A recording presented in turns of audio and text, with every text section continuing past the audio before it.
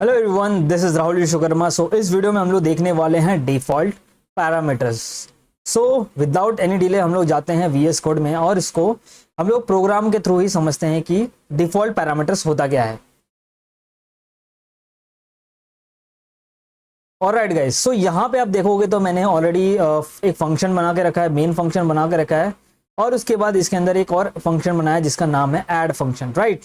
And इस function से मैं कुछ भी रिटर्न नहीं कर रहा हूँ, इसलिए यहाँ पे मैंने लिखा है void।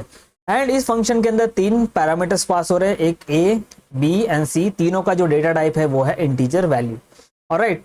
एंड उसके बाद यहाँ पे लिखा है मैंने sum of a and b and c a plus B plus C, यानी कि मैं यहाँ पे तीनों का सम करके उसको डिस्प्ले करने वाला हूँ, दैट्स इट। तो ये फंक्शन सिंपल सा है। अब हम क्या करेंगे, इस फंक्शन को कॉल करेंगे। इसको कॉल करता हूं मैं। यहाँ पे फंक्शन कैसे कॉल किया तो सबको आई होप पता रहेगा। तो यहाँ पे फंक्शन को कॉल कर रहा हूँ, इस फंक्शन में मैं कुछ वैल्यू पास करूंगा, ठीक है। पहले मैं a के लिए मैं 20 पास कर रहा हूँ, b के लिए मैं 30 पास कर रहा हूँ और c के लिए मैं 40 पास कर रहा हूँ, ऑलराइट। अब इसको रन करते हैं और देखते हैं इसका आउटपुट क्या आता है। तो यहाँ पे आप देखोगे तो आउटपुट में आ रहा है sum of a b and c is 90, okay. और ये आउटपुट करेक्ट है, राइट। अब मैं क्या करता हूँ, इस फंक्शन को वापस से कॉल करता हूँ। अब मैं क्या करता हूँ, जो a की वैल्यू है उसको 10 इस बार पास करूंगा और जो b की वैल्यू उसको 20 पास करूंगा। एंड उसके बाद जो c की वैल्यू है वो सेम 40 पास करना, ठीक है।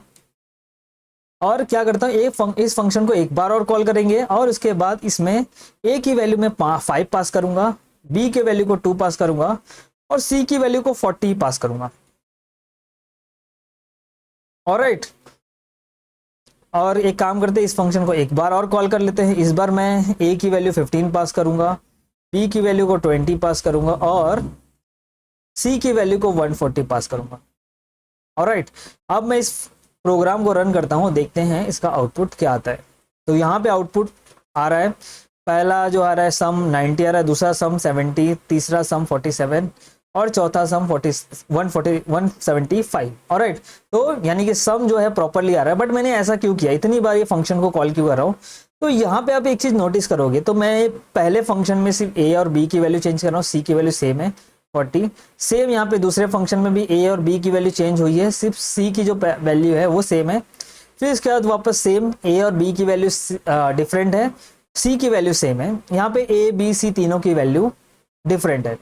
तो कभी भी ऐसा केस आए, यहाँ पे आप नोटिस करोगे तो ये जो c की वैल्यू है, मोस्टली आप देखोगे मैंने 4 बार ये फंक्शन कॉल किया, बट उसमें से 3 बार c की वैल्यू जो है वो सेम है। तो क्या हम लोग ऐसा कुछ नहीं कर सकते क्या कि ये जो c की वैल्यू है बार बार ऑलमोस्ट जो 90% केसेस में क्या सेम अपनी पास हो रही है, राइट। तो क्या हम ऐसा नहीं कर सकते कि c की वैल्यू को हम लोग यहाँ पे डिफॉल्ट 40 असाइन कर दे, ठीक है। तो यस, हम लोग ये चीज कर सकते हैं जिसे हम बोलते हैं डिफॉल्ट पैरामीटर्स, ठीक है। तो अगर आपको लगता है कि जिस भी पैरामीटर की वैल्यू बार बार सेम होने वाली है, मोस्टली जो है इस पैरामीटर सपोज c की वैल्यू मोस्टली आपको एक्सपेक्टेड है कि हर एक केस में मोस्टली सेम होगी, कहीं कहीं इसकी वैल्यू चेंज हो सकती है। तो उस केस में आप यहाँ पे क्या पास कर सकते हो, डिफॉल्ट पैरामीटर या जो भी पैरामीटर है उसकी डिफॉल्ट वैल्यू पास कर सकते हो। तो यहाँ पे हम लोगों ने देखा जो c की वैल्यू है मोस्टली सेम है हर एक केस में, सिर्फ एक केस में चेंज हुआ है, इसलिए हम लोगों ने क्या किया है, यहाँ पे डिफॉल्ट वैल्यू c की दे दी है 40, ठीक है। तो अब होगा क्या, अब इस केस में हम लोग यहाँ से जो c की वैल्यू जहाँ पे भी रिपीट हो रही है, अभी जो भी यहाँ पे c की वैल्यू 40 थी, जो डिफॉल्ट वैल्यू थी वो हम लोग निकाल देंगे। तो ये केस में क्या अपना प्रोग्राम करेक्ट चलेगा, क्योंकि यहाँ पे आप देखोगे तो ऐड फंक्शन में हम लोग ने यहाँ से सिर्फ 2 वैल्यूज पास कर रहे हैं, बट यहाँ पे ऐड फंक्शन में 3 पैरामीटर एक्सपेक्ट कर रहा है। तो यस गाइस, इस केस में भी अपना प्रोग्राम करेक्ट चलेगा। चलिए तो हम लोग रन करके देख लेते हैं। तो यहाँ पे देखोगे तो अपना प्रोग्राम परफेक्टली चल रहा है। क्यों, क्योंकि यहाँ पे हो कह रहा है, जो यहाँ पे फर्स्ट ऐड फंक्शन कॉल हो रहा है उसमें जो a की वैल्यू है वो 20 पास हो रही है और b की जो वैल्यू है वो 30 पास हो रही है, बट यहाँ पे c की वैल्यू हम लोग पास नहीं कर रहे हैं। तो कभी भी अगर c की वैल्यू हम लोग पास नहीं कर रहे और c की वैल्यू में हम लोगों ने डिफॉल्ट वैल्यू डाल के रखा है, तो वो क्या करेगा, जब c की वैल्यू कुछ भी पास नहीं होगी, कुछ भी यहाँ से नहीं मिलेगा, तो वो c की वैल्यू को मान लेगा कि 40 है। इस केस में भी यहाँ पे हम लोग कुछ भी नहीं पास कर रहे हैं, को 10 + 20 ये क्या होगा 30, बट आंसर आया है कितना 70। तो ये 40 + 40 किधर से है, वो c की वैल्यू अपने आप डिफॉल्ट वैल्यू ले रहा है 40। जब भी यहाँ पे देखोगे तो ऐड फंक्शन में थर्ड जो सी की वैल्यू पास नहीं हो रहा तो ऑटोमेटिक वो जो डिफॉल्ट वैल्यू सी की है वो ले लेगा। अब ये जो ये वाला केस, फोर्थ वाला केस में देखोगे तो यहाँ पे ए की वैल्यू 15 है, बी की वैल्यू 20 है, तो ये हो गया आपका 35 प्लस यहाँ पे आपको सी की वैल्यू है 140। ठीक है, तो इस केस में क्या होगा, सी जो है 40 लेगा या फिर 140 लेगा।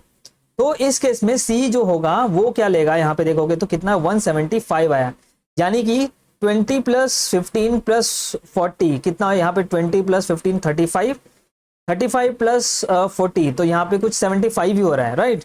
बट यहाँ पे आंसर आ रहा है 175, तो यहाँ पे इसका मतलब जो सी की वैल्यू है वो 140 यहाँ से ले रहा है, ना कि 40 ले रहा है। तो जब भी हम किसी भी पैरामीटर का डिफॉल्ट वैल्यू रखते हैं और उस पैरामीटर की अगर वैल्यू आपका पास हो रहा है एज अ आर्गुमेंट, यानी कि यहाँ पे देखोगे तो ए बी सी तीनों पास हो रहा है, यानी कि सी की वैल्यू अगर पास होगी तो फर्स्ट प्रायोरिटी इसको नहीं दी जाएगी, इसको दी जाएगी। ठीक है, यहाँ पे इस केस में वो क्या करेगा, सी की वैल्यू को 140 कंसीडर करेगा और उसके हिसाब से आपका एडिशन करेगा।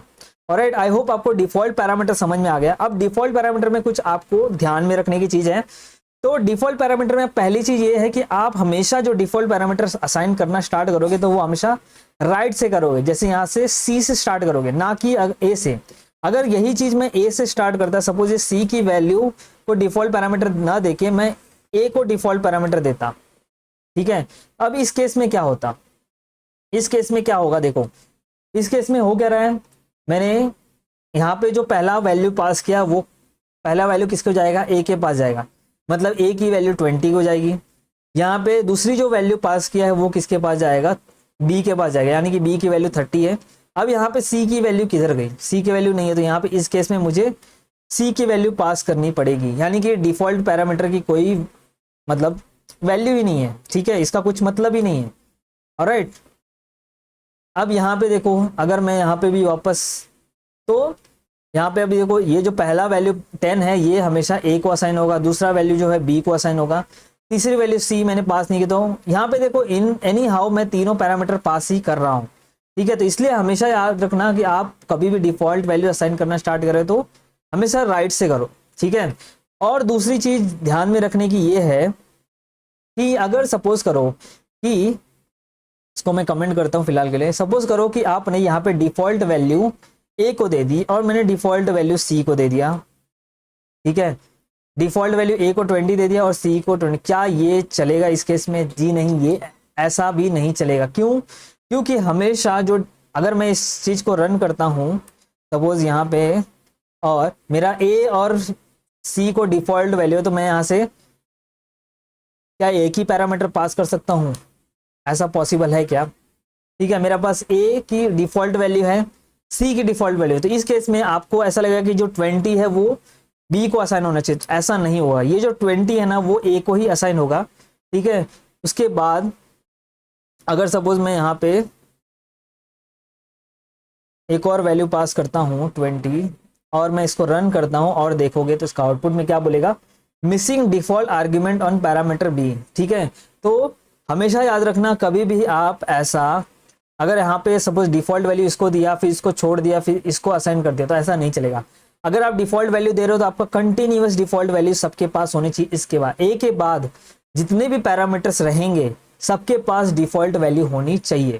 ठीक है, तो यहाँ पे इस केस में आपको डिफॉल्ट वैल्यू आपको बी को भी देना पड़ेगा। ठीक है, और सपोज करो कि यहाँ पे आपने स्टार्ट किया, कहाँ से स्टार्ट किया आपने डिफॉल्ट वैल्यू देना, किधर से, बी से। ठीक है, तो आपको सी को भी डिफॉल्ट वैल्यू देना पड़ेगा। जैसा कि मैंने बोला कि जहां से भी आप डिफॉल्ट वैल्यू, जिसको भी आप डिफॉल्ट वैल्यू दे रहे हो, उसके बाद उसके राइट साइड में जितने भी पैरामीटर सबको डिफॉल्ट वैल्यू देना कंपलसरी है। ये दो चीज याद रखना, डिफॉल्ट वैल्यू हमेशा कहां से स्टार्ट करना है देना, राइट से देना स्टार्ट करना है। ओके, अगर राइट से देना स्टार्ट करोगे तो आपका सेकंड जो मैंने आपको बताया कि वो चीज भी फुलफिल हो जाएगी। ठीक है, कभी भी ऐसा नहीं करना कि बीच एक इसको दे दिया फिर उसके बाद बीच में अगर कोई और पैरामीटर उसको छोड़ देना, नहीं, बी को दिया तो उसके बाद बी के राइट में जितने भी पैरामीटर सबको डिफॉल्ट वैल्यू देना कंपलसरी, नहीं तो एरर देगा आपको। ऑलराइट, तो आई होप आपको समझ में आ गया रहेगा डिफॉल्ट वैल्यू क्या होती है। इसका अभी थियरी देखोगे तो आपको समझ में आ जाएगा। In C++ we can provide default values for a function parameters. ठीक है, C++ में आप जो फंक्शन पैरामीटर, C++ के आप मोस्टली जितने भी प्रोग्रामिंग लैंग्वेज है सब में डिफॉल्ट वैल्यू का आपको ऑप्शन मिलता है, ठीक है। तो डिफॉल्ट वैल्यू हम लोग दे सकते हैं फंक्शन के पैरामीटर के लिए। Okay, in this case when we invoke the function we don't specify parameter. इस केस में अगर आप, ठीक है, फंक्शन को इन्वोक या कॉल कर रहे हो तो अगर आपने वो जो डिफॉल्ट वैल्यू वाला पैरामीटर है उसको स्पेसिफाई नहीं करोगे तो भी चलेगा, ऑप्शनल हो जाता है वो चीज, ठीक है। Instead the function take the default parameter that are provided in the prototype. यानी कि फंक्शन क्या करता है इस केस में, क्या करता है फंक्शन, अगर आपने कोई भी वैल्यू पैरामीटर के लिए प्रोवाइड नहीं किया है, तो जैसे सी के लिए हम लोग प्रोवाइड नहीं कर रहे तो वो डिफॉल्ट वैल्यू ले रहा था, तो यही इसका इस पॉइंट का वही कहना है। Note that while providing default parameter we always start from the right most of the parameter. तो मैंने जो बताया आपको, हमेशा डिफॉल्ट पैरामीटर राइट मोस्ट से स्टार्ट करना है। Okay, we can not skip the parameter in between. हम लोग बीच में कोई भी पैरामीटर स्किप नहीं कर सकते हैं, ठीक है। अगर आप लेफ्ट में दे रहे हो, राइट में दे रहे हो और बीच में पैरामीटर को छोड़ दिए डिफॉल्ट वैल्यू, तो उस केस में आपको एरर देगा। Okay, and provide default value for the next parameter. हमेशा राइट से स्टार्ट करोगे तो आपको ये इशू नहीं आएगा, ठीक है। तो ये जो सिंटैक्स मैंने बताया आपको ये वही है, यानी कि यहाँ पे देखोगे तो void add int x int y और यहाँ पे int z की हम लोगों ने डिफॉल्ट वैल्यू 0 दी है, तो इसे ही हम बोलेंगे default parameter. z is a default parameter. I hope आपको डिफॉल्ट पैरामीटर अच्छे से समझ में आ गया रहेगा। अगर इन केस आपको कोई भी डाउट या कोई भी क्वेरी आता है तो आप कमेंट सेक्शन में मेंशन कर सकते हो। एंड अगर आपको वीडियो अच्छा लगा तो प्लीज लाइक कर देना। एंड अगर आपको सब कुछ समझ में आ गया है तो आप कमेंट सेक्शन में मेंशन कर सकते हो एवरीथिंग अंडरस्टूड। ऑलराइट गाइस, तो मिलते हैं नेक्स्ट वीडियो में। Till then bye bye.